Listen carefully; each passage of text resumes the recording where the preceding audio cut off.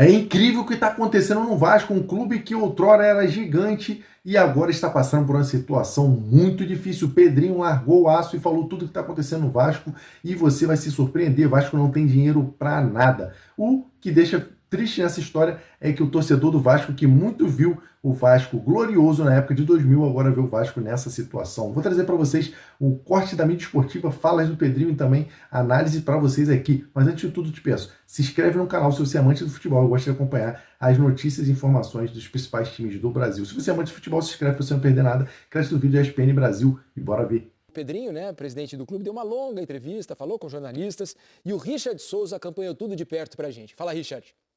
Olá, amigos do Troca, tudo bem? Um abraço para vocês, boa noite para todo mundo. A quinta-feira foi de entrevista coletiva de Pedrinho, presidente do Vasco. Ele não concedia uma entrevista nesse formato desde o fim de abril, quando anunciou a demissão do técnico Fábio Carille. Pedrinho falou longamente com os jornalistas, num papo que durou 2 horas e 15 minutos, aqui na sede da SAF do clube, que fica na Barra da Tijuca, zona oeste do Rio de Janeiro. Falou sobre diversos temas, sobre a busca por contratações, as estratégias para tentar reforçar a equipe comandada pelo técnico Fernando Diniz, sobre recuperação judicial, sobre a delicada situação financeira do clube e também sobre a intenção de vender a SAF do Vasco. Claro que eu quero vender, sim, mas não adianta. Quantas vezes eu já vim aqui, né, o Joel, e falei assim, cara, eu quero vender, mas aí porque não vende, parece que eu não quero vender. A questão é a seguinte, se não tem investidor, vamos lá, não tem um investidor, o clube não precisa funcionar, eu faço o quê? Ah, não tem investidor, eu vou ficar aqui sentando, não busco recurso, não arrumo patrocínio, cara, eu preciso pagar as contas. Então, o meu cenário, na minha cabeça, é o seguinte, se eu não tenho investidor, o que eu faço para o clube ser autossustentável? E a gente criou todo o processo, dentre eles, orientado pela Alva de Marçal, uma recuperação judicial. Então, mesmo que o Vasco tivesse 1 bilhão e 400 de dívida e não fosse SAF, fosse só associação, o Vasco teria que fazer uma recuperação judicial. Foi um tema recorrente dessa entrevista, a busca do Vasco por reforços. O Vasco, segundo Pedrinho, não pode prometer, se comprometer a contratar jogadores e não conseguir cumprir os seus compromissos. Você sem investimento e ver os rivais com muito investimento, então uma cobrança...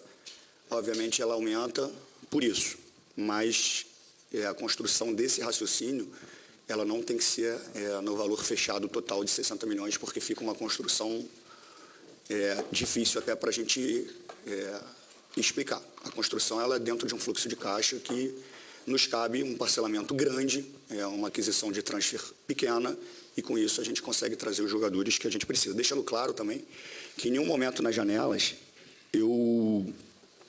eu falei que contrataria qualquer nível de jogador Real Madrid. Ao longo da entrevista, o Pedrinho também falou sobre o que espera desse segundo semestre do Vasco. Disse que não pode fazer promessas de classificação para Libertadores, para a Copa Sul-Americana, por disputas de títulos, mas disse que pode prometer muito trabalho. A gente imaginava chegar numa semifinal ano passado, com sinceridade, de Copa do Brasil? Não. Eu imaginava esse ano estar nessa situação? Não, eu imaginava estar mais na frente. Hoje a gente é o primeiro fora da zona. Então, assim, tem algumas variáveis que são incontroláveis. Eu não posso prometer quando a gente vai ganhar título.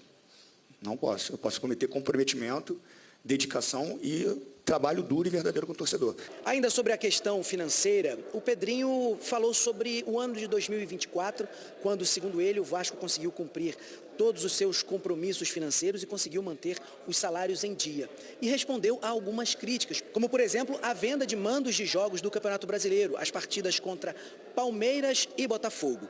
Eu vendi aqueles jogos por 4 milhões, 2 jogos, cada jogo foi 1 milhão, foram 2 milhões, porque a gente precisava juntar dinheiro para pagar o mês seguinte. O ano de 24, a gente pagava um mês, quebrando a cabeça para pagar o outro mês, até que a gente entra com a medida cautelar antecedente por 90 dias, consegue, agradeço muito ao Amodeu e todo o departamento da SAF, os executivos, que conseguem criar mecanismos, arrumar outros patrocínios, a gente passa na Copa do Brasil e eu olho para trás e falo assim, caraca, a gente fechou um ano com salário em dia. A respeito do desempenho do time em campo, Pedrinho disse que vê um Vasco mais dedicado e que vê evolução sob o comando de Fernando Diniz. Tudo que eu imaginava dele é muito melhor, assim. Muito melhor. É um cara que se dedica demais, acho que a gente percebe isso, vocês percebem ali por 90, 100 minutos, mas a gente percebe isso no dia a dia, ele consegue apertar os atletas em diversos aspectos, físico, técnico, emocional. A gente vê uma entrega, uma intensidade no jogo, enfim, esquece as coisas que eu falei na televisão, que eu sou fã dele, agora estou falando como uma avaliação profissional mesmo. E por coisas da bola a gente não ganhou alguns jogos. Então, assim, eu vejo uma evolução no trabalho, eu vejo uma dedicação enorme, é um cara que eu admirava já antes. 16º colocado no Campeonato Brasileiro com 14 pontos, o Vasco volta a jogar no próximo domingo em Porto Alegre contra o Internacional no estádio Beira-Rio. Tchau, tchau, pessoal. Valeu, Richard. Obrigado pelas informações. É uma entrevista que não traz grandes novidades, né? Mas tem uma vantagem. Qual é a vantagem? Ela é transparente, ela não vende esperança Mas de algo desde que o Pedrinho assumiu, tem sim. sido assim, Mas né? é raro no futebol brasileiro uma comunicação. O futebol brasileiro se edificou sob a lógica dos 12, 15 clubes grandes. Uhum. E o torcedor acha que todo mundo tem que ser campeão todo ano ou está em condição de disputar todo ano. E o futebol brasileiro foi criando disparidades dentro dele. Claro. Evidente que o Vasco tem seus traços particulares por todo o processo de anos de gestão ruim, depois de uma venda da SAF para um grupo empresarial que se comprometeu com algo que não seria capaz de entregar, ainda que se discuta a questão da ação judicial, da insegurança jurídica que ela possa gerar. Então, são vários debates de uma complexidade muito maior do que o programa. Fato é que o Vasco hoje é um clube que tem pouquíssima margem para manobrar em termos financeiros, permite a discussão se dentro da escassez financeira foi feito o melhor trabalho esportivo possível. Acho que teve decisões, inclusive de comando técnico, que são contestáveis e também de algumas escolhas de informação do elenco. Agora, a realidade é que é um Vasco que trabalha cada mês para conseguir fechar contas, né? Então, a própria ida ao mercado, ela em geral não é uma competição por grandes nomes do mercado. E acho que é importante, como isso é raro no Brasil, num país que todo clube grande cria no seu torcedor a expectativa de estar sempre disputando, ainda mais quando rivais estão disputando. O torcedor do Vasco olha e vê o Fluminense campeão da Libertadores de 23, o Botafogo campeão da Libertadores de 24, o Flamengo constantemente ganhando títulos desde 19 para cá.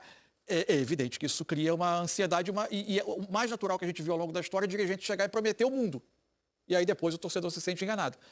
Acho que comunicar as coisas de maneira clara é um mérito, ainda que você discuta se a gestão fez dentro das possibilidades o melhor possível ou não. E aí a gente ouve muito, né, comentário de torcedor e tal, assim, o Pedrinho tá chorando de novo, tá sempre chorando nas entrevistas e tal. Não é chorando, é a realidade, né? Ele tenta passar a realidade pro torcedor. E ele nunca prometeu grandes contratações. Lá atrás, antes da janela se abrir, ele já tinha dito que não seria uma janela fácil, que não contrataria grandes jogadores, que ele ia fazer o possível para trazer reforços que pudessem ajudar o Vasco dentro da realidade em que ele está hoje. Agora, o Vasco esbarra na questão financeira e também na limitação técnica do elenco, que, convenhamos, não está na primeira parte da tabela do Campeonato Brasileiro, né, Ramon? Assim, Diniz, eu tenho lugar de fala muito para falar sobre esse processo, tudo que envolve o Vasco, processo político, processo técnico de trabalho lá dentro, porque eu vivi muitos anos da minha carreira dentro do Vasco. E o Vasco, vamos colocar 20 anos, já que o Pedrinho citou 20 anos hoje de história desse clube gigantesco, viveu que o errado é o certo e o certo é o errado. E essa entrevista do Pedrinho hoje, ela foi muito para mim, muito convincente, muito transparente na questão de não pode um clube da história do Vasco ter gato de água na sua sede do calabouço. Não pode um clube da história do Vasco, da grandeza do Vasco, por tudo que o Vasco representa pro Brasil, não pagar o IPTU por 20 anos. Aí você pega uma conta burra, que o Pedrinho até citou hoje, 150 mil de aumento de conta de água, mais 2 milhões anuais de IPTU, de 20 anos, conta boa, são 40 milhões que você tem que pagar. Esses 40 milhões que ele vai ter que gastar agora, colocando... Isso eu estou falando, gente, coisas que ele citou na coletiva e são coisas bobas. Uhum. Tem muito mais coisa por trás disso, né? Que ele está tentando consertar, está tentando fazer o certo, está passando pelo processo para poder conseguir fazer o clube respirar e aí sim conseguir ter essa saúde financeira para poder colocar em prática o que ele pensa. Não sei se dará tempo dele conseguir fazer isso com o mandato dele que está em vigência. Mas é isso, o Vasco, ele pena por 20 anos, por má gestões. E por que eu estou falando isso? Quando você já tem uma certa experiência, né, no futebol, uma maturidade e uma responsabilidade dentro de um clube, você começa a participar de conversas como essas, né, de questões financeiras envolvendo o clube. Uhum. E quantas das vezes eu escutei quem trabalhava lá dentro falar assim, eu falava, gente, o salário está atrasado e vocês estão contratando um cara de tantos milhões. Cara, isso não vai funcionar dentro do vestiário. Amor, a próxima gestão que se vira e que pague. Que empresa vai dar certo com gestores pensando dessa maneira? O Pedrinho tem sua parcela de culpa, tem seus erros? É claro que tem. Todo gestor vai errar. Claro. Mas ele está tentando fazer o certo. E esse processo é duro, é doloroso, ele é longo. E eu não estou aqui sendo advogado do Pedrinho. Uhum. A torcida tem total razão em cobrar um melhor desempenho, cobrar uma melhor equipe. Ele está tentando. Entre erros e acertos, está tentando. O Vasco não vive um bom momento agora após Copa do Mundo, né? Desempenho muito abaixo, falta de atitude, não pode perder um jogador, tomar um gol e se abalar e tomar mais 3. Beleza, faz parte. A torcida tem razão de cobrar. Né? Eu só acho que assim, as pessoas têm que separar, escutar o certo, e o Pedrinho hoje falou o certo. Escutou, falou a verdade, falou o que está acontecendo. A torcida do Vasco tem que sentar, pensar e ponderar um pouquinho as suas críticas às vezes. A entrevista de hoje é mais útil, mais saudável do que a declaração do 8º melhor elenco. Ah, não, sem dúvida nenhuma. Naquela ali... Vem de uma realidade mais... É, uma realidade... mais palpável. Na época eu já disse aqui que para mim estava completamente fora da realidade. Outras duas coisas sobre a entrevista que eu acho que valem ser ressaltadas, né? Quando alguém desconfia que o Pedrinho possa não querer o melhor do Vasco e possa estar no Vasco por outros interesses, o fato dele ter colocado os bens dele como garantia para que o Vasco pudesse entrar na renegociação das dívidas e entrar nesse processo para que possa pagar as dívidas que o Vasco tem, é algo que é comprometedor dentro de casa, né? Porque você cria normalmente um problema enorme dentro da família para colocar os seus bens numa situação como essa. E assim, o Pedrinho disse na entrevista, ele não sabe como vai ser o ano financeiro do Vasco no ano que vem. Até onde o Vasco vai na Copa do Brasil, em que colocação vai terminar no Campeonato Brasileiro, para saber qual vai ser o montante de dinheiro, né, o orçamento do Vasco para 2026. O fato dele ter colocado os bens dele como garantia é uma prova de que ele está tentando, né, de alguma maneira, fazer com que o clube ande. E outra coisa que ele disse que eu achei importante na coletiva, quando ele foi questionado por alguém sobre a permanência dele no Vasco, ele disse, olha, se eu chegar à conclusão de que a torcida me quer fora do Vasco, eu saio na hora. Se a torcida tem 100% de certeza que o melhor caminho para o Vasco começar a melhorar a sua situação comigo fora, eu estou fora. Eu acho que assim, passa um pouco de credibilidade. O fato é que o Vasco tem uma urgência, né, a ser resolvida, que é a questão da venda da SAF. O Vasco até... A ruptura com a 777 era um elenco, um futebol planejado para viver com alguns aportes. Alguns aconteceram, outros não, outros viriam a acontecer dentro de um prazo que estava por vencer. Fato é que o clube precisa contratar, precisa manter compromissos, contratou jogadores, trouxe jogadores. Tem, por exemplo, medidas que eu acho de decisões do futebol, nem todas são acertadas. Você traz o Coutinho, mas traz alguns outros jogadores indicados por ele. Não acho que isso seja o melhor caminho, mas enfim, isso aí é uma outra discussão. O fato é que o Vasco estava planejado para viver com aportes dos acionistas majoritários da SAF. De repente, esse processo se rompe e o Vasco tem uma dificuldade enorme de conseguir recursos. Hoje, com o controle nas mãos da associação, é evidente que a direção foi buscar novos patrocínios, tentar buscar receitas, mas claramente o Vasco vive numa situação de escassez. O Vasco só vai... É muito difícil, no nível do endividamento atual, ainda com a recuperação judicial, é muito difícil dar esse passo sem agora um investidor que faça novos aportes.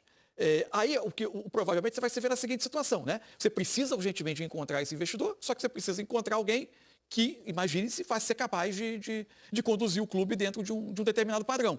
É um investimento alto, porque a dívida com que você vai lidar é altíssima, enfim. Mas o Vasco vive essa urgência, o Vasco precisa de dinheiro novo entrando. Sem dúvida nenhuma. É isso aí, amante do futebol. Lamentável situação do Vasco da Gama, mas quando um clube chega ao patamar, chega, na verdade, à situação que o Vasco chegou até hoje, realmente tem que passar por uma reestruturação muito grande para poder, quem sabe, daqui a alguns anos, estar desfrutando e voltar a ser o Vasco glorioso que todos nós sabemos que foi na época de 2000. Infelizmente, de um tempo para cá, o Vasco se perdeu e acumulou rebaixamentos e crises financeiras uma atrás da outra e se tornou o Vasco que é hoje. Acreditamos que sim, pode ser recuperado o Vasco da Gama. Quem acredita já vai deixando nos comentários aqui a sua opinião, porque é um clube tradicional, um clube muito forte no Brasil e vale a pena ter uma torcida apaixonada também, vale ressaltar isso, e vale a pena sim tentar a reestruturação do clube. O que você acha sobre essa situação toda? Por que o Vasco chegou onde que chegou? O que você achou das falas do Pedrinho? Ele tem razão? Ele está exagerando? Não está exagerando? A situação do Vasco é tão ruim assim? Deixe sua opinião nos comentários, que ela é muito importante, claro. Se inscreve para você não perder nada do futebol. Traga informações importantes dos principais times do Brasil, assim como essa aqui. Tamo junto. Forte abraço.